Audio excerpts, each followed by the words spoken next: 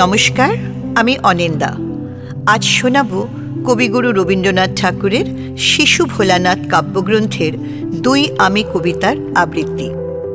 এই কবিতাটি মূলত মানুষের অন্তরে লুকিয়ে থাকা দ্বৈত সত্তা, একটি শান্ত ও বাস্তবমুখী আর অন্যটি কল্পনাপ্রবণ ও বাধাহীন, এই দুই রূপের চমৎকার দার্শনিক ও মনস্তাত্ত্বিক বিশ্লেষণ এই কবিতাতে অনুভব করুন আমার আবৃত্তিতে।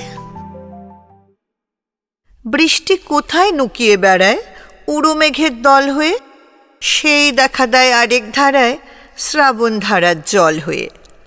আমি ভাবি চুপটি করে মোর দশা হয় ওই যদি, কেই বা জানে আমি আবার আরেকজন হই যদি।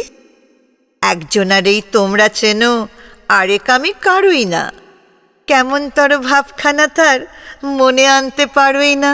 হয়তোবা ওই মেঘের মতোই নতুন নতুন রূপ ধরে কখন সে যে ডাক দিয়ে যায়, কখন থাকে চুপ করে।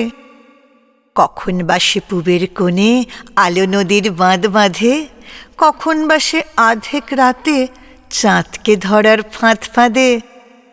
শেষে তোমার ঘরের কথা মনেতে তার যেই আসে, আমার মতন হয়ে আবার তোমার কাছে সেই আসে।